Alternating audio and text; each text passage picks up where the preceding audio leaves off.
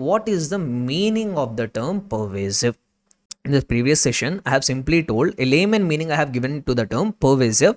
Pervasive means simply a misstatement which is very big enough to say complete financial statements are wrong. So this is a simple meaning which I have told you for normal understanding. But the term pervasive has been technically defined in the standard. A dedicated definition has been given in the standard for the term pervasive. So let us try to understand what is that definition or the manner in which the term pervasive has been defined.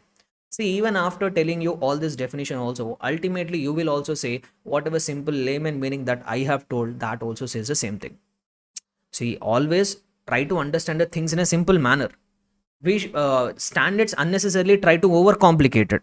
So pervasive misstatement in common parlance, if I have to say, if common terminology, if I have to say, a misstatement which is very big enough to say financial statements are wrong.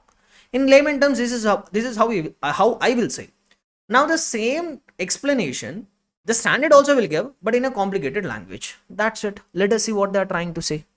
The term pervasive is used in the context of misstatements to describe the effects on the financial statements of misstatements or the possible effects on the financial statements of misstatements. So where we use the term pervasive is a term which is used in relation to misstatement to decide their effect. As I have told, effect of misstatement, material and not pervasive, material and pervasive. So the term pervasive is the term which is associated with the effect of the misstatement. Next one, pervasive effects on the financial statements are those that in the auditor's judgment. That means pervasive misstatements are those kind of misstatements which have the following impact. Which kind of impact, sir?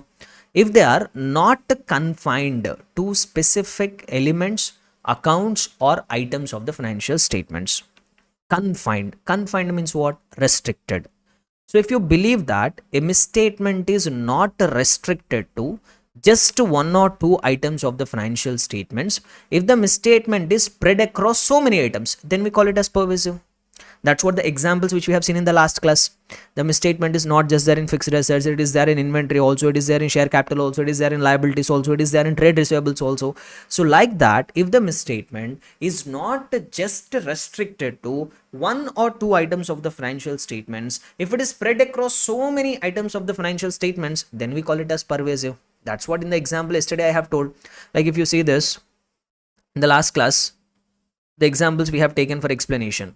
Like if you take this particular example, so I told in this example that there are misstatements in the fixed assets 100 crores, in the current assets 5 crores, in the trade receivables another 5 crores, in the share capital 5 crores, and in the long term borrowings 10 crores of misstatement. So if you observe here, the misstatement is not restricted to just one item, it is there in so many items of the financial statements. We call this misstatement as what? Pervasive misstatement. That's what even the definition is also saying. The misstatements are those misstatements, the pervasive misstatements are those misstatements which are not confined, which are not restricted to specific elements, accounts or items of the financial statements. If so confined, even if they are restricted to just one or two items of the financial statements, they represent or they could represent a substantial portion of the financial statements.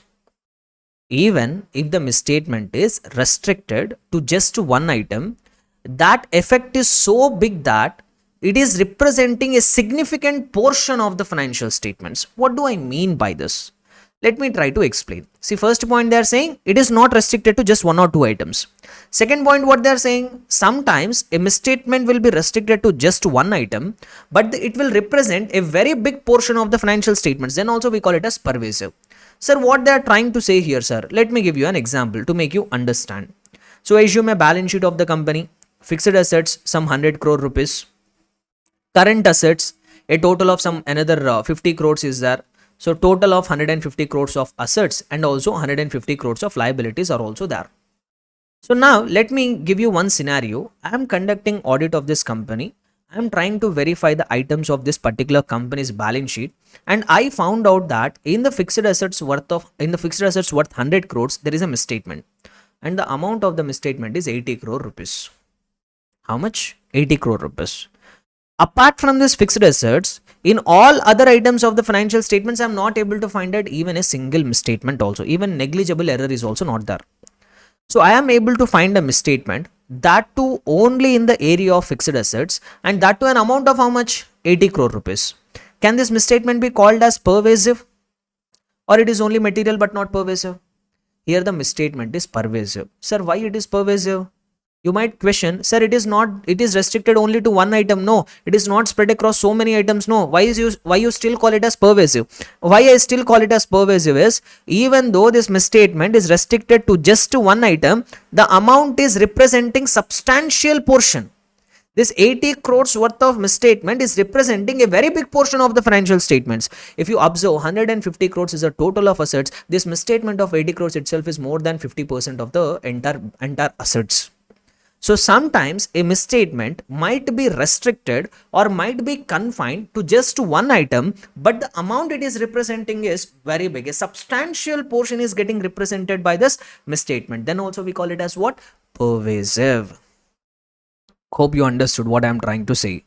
So that's what they are saying. A misstatement will be called as pervasive. First point, if it is not confined to specific elements, accounts or items of the financial statements. Second point, even though if it is confined, it is representing or it could represent a substantial portion, a very big or major portion of the financial statements, then also we call it as pervasive. Or in relation to those disclosures which are fundamental to users' understanding of the financial statements. Now, to understand this particular point, we have to go back to our basics, whatever we have discussed in chapter number 1. I told you definition of misstatement. So I might have told you that a misstatement means a difference between amount, classification, presentation, disclosure, which is there in the reported financial statements, and the amount, classification, presentation, disclosure required as per applicable financial reporting framework. This is what long ago, so long ago, we have understood in the first chapter. So now there I told one important point. See, when I say financial statements, we generally imagine in our mind only balance sheet, P&L, cash flow statement. But at that point of time, I told you, going forward, whenever I say financial statement, you should even imagine notes to accounts also. So when I say financial statements, I'm not just referring to balance sheet, P&L, cash flow statement. One of the important component of the financial statements is notes to accounts. And when I say there is a mistake in the financial statements, you should not imagine that a mistake can happen only in the balance sheet, or a mistake can happen only in the statement of P&L, or a misstatement can happen only in the cash flow statement. Even a misstatement can happen in notes to accounts also. Where even a misstatement could happen, it could even happen in notes to accounts also. So now, even in notes to accounts also, a pervasive misstatement can happen. Sir, what are you trying to say? In the notes to accounts, that means in the explanation, whatever we give in the financial statements, there also a pervasive misstatement can happen. Yes, it could happen. Sir, when we call a misstatement as pervasive, if it is there in notes to accounts. So that is what this third point, in relation to those disclosure which are fundamental to users understanding of financial statements. So if the management in the notes to account gave some wrong explanation which is very fundamental to users understanding, then that misstatement also can be called as pervasive misstatement.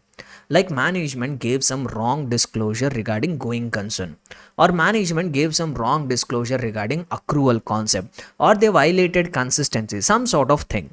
So the management has given wrong disclosure regarding those items of the financial statements which are very fundamental to users understanding of the financial statements. That kind of misstatement also we call it as what? Pervasive. So a pervasive misstatement may not always happen only in balance sheet, P&L and cash flow statement. It could even happen in notes to accounts also. Clear everybody? So this is what technically the term pervasive has been defined. So how it has been defined? A misstatement will be called as pervasive in 3 cases. If the misstatement is not restricted to just 1 or 2 items of financial statements. And sometimes the misstatement might be restricted to just 1 or 2 items, but it could represent a substantial portion, a very major portion of the financial statements. Or a mistake has happened in relation to those disclosures in the financial statements which are very fundamental to users' understanding of financial statements. Now, don't you think whatever this technical definition they are trying to give here, that is also more or less referring to whatever simple meaning I have told? What is the simple meaning I told? The misstatement which is very big enough to say complete financial statements are wrong. Even if you analyze all these points also, the same thing is getting conveyed. No, the misstatement which is so big enough to say financial statements are wrong. That's what even I have also told. But simple things don't work in the exam. You have to write this definition only. Clear?